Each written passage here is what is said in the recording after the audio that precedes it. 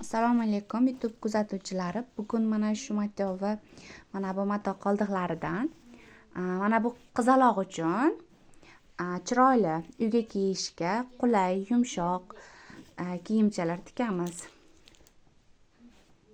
Zo'r. Nima zo'r? Qanaqa kiyimlar tikamiz? Zo'r.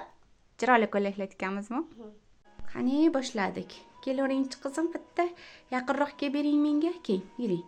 Hop, bo'ldi. Ana shapkachalarimiz ham mana. Qani orqalarida ham ko'rsatamiz. Hop, yuring oldinroqqa yuring. Nari orqa tarafga qara. Qalay, zo'rmi? Keyinchi yana yaqinroq keyinchi.